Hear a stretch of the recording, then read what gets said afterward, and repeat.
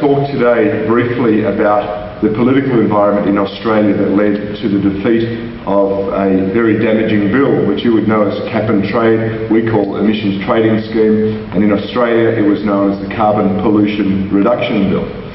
And in doing so, I want to talk about my own commitment to politics, because I actually got into politics to make a difference. I quite literally wanted to change my country. I, if possible, wanted to change the world. And it wasn't driven by any rosy idealism. It was change based on common sense, practical understanding of how the world works and how Western society functions.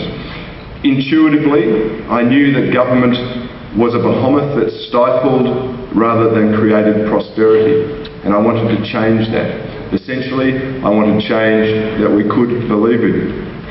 I know that government often proposed what is in its best interest rather than what is in the national interest. And as a low-tax, small government advocate, since my school days, I vowed that my entry into politics was to do something rather than to be someone.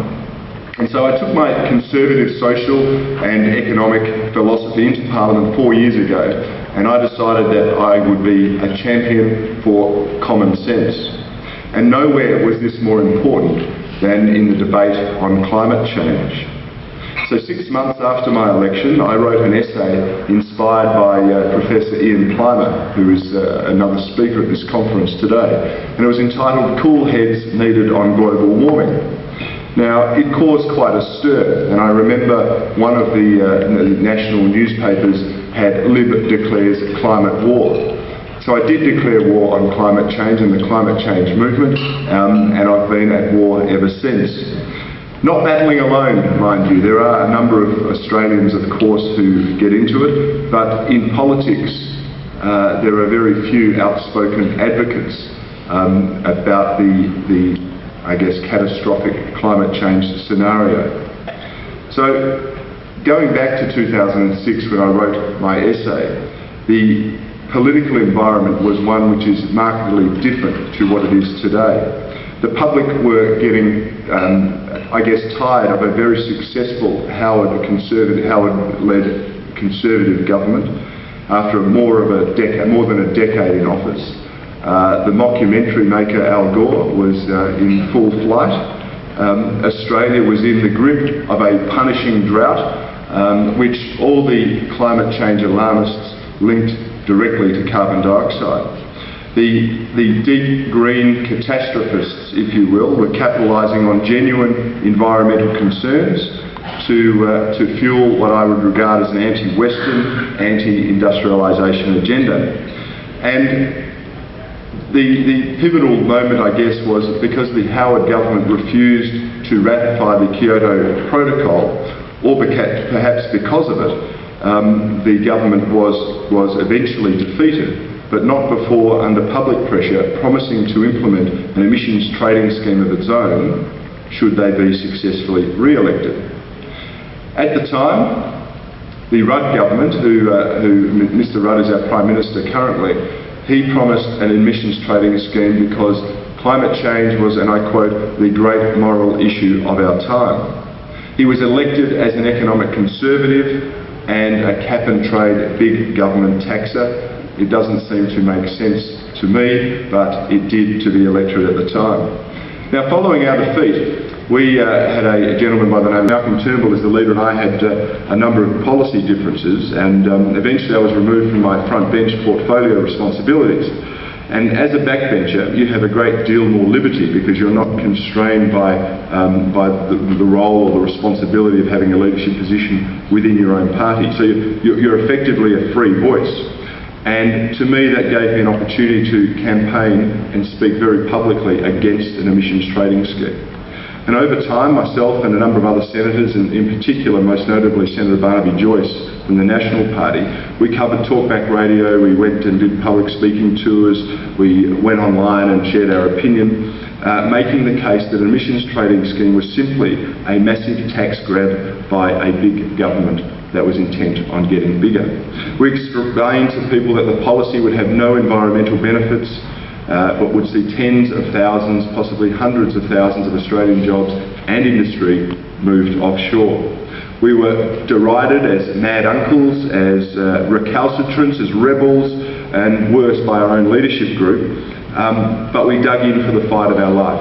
As I said before, you get into politics to do something, not to be someone.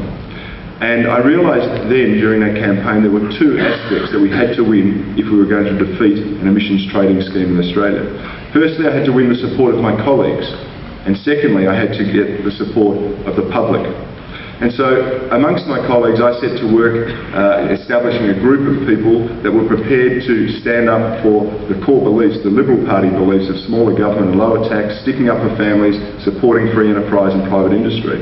And this included members of the front bench who risked their own portfolio positions in order to champion the cause. And we met, I won't say secretly, but we met in my office at least once a week during sitting times, and we would speak daily outside of that to discuss the strategy about how we can defeat the emissions trading scheme. Together we mounted an argument against the emissions trading scheme, both in the party room and in the public arena. And slowly the numbers in our support group grew. There were, I would call, silent supporters, those that would just ring up and encourage us and say, keep doing what you're doing, it's a really good thing, but they weren't prepared to publicly go out there themselves. Knowing that there was going to be a very big battle ahead, the respective camps, the pro-ETS people and the anti-ETS people, sought external advice. Malcolm Turnbull, our leader, headed to the United Kingdom to meet with the new Prime Minister there, David Cameron, who had been a strong advocate of the light green shade of environmental policy.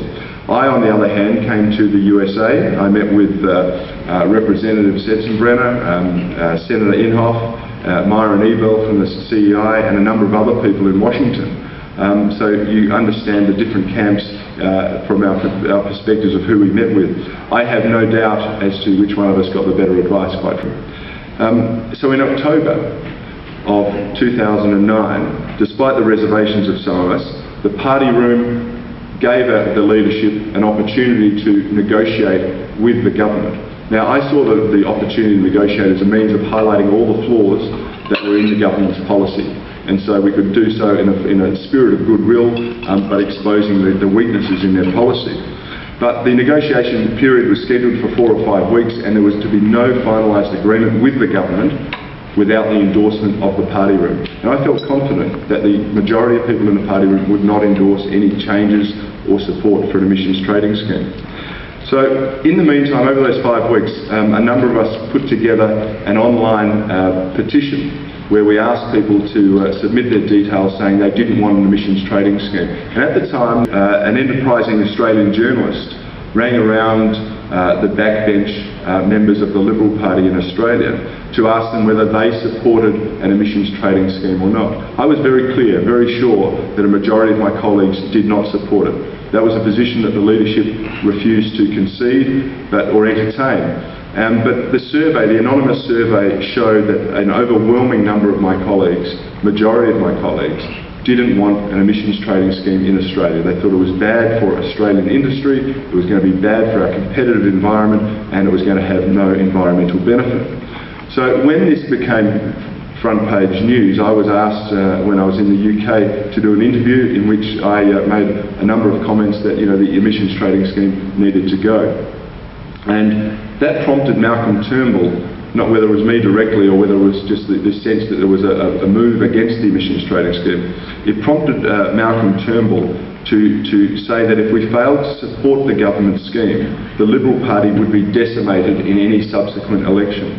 I, of course, had a different view. I think if you stick up for what is right and you have principle in your politics, the public will become committed as you are if you're on the forces of good, if you like.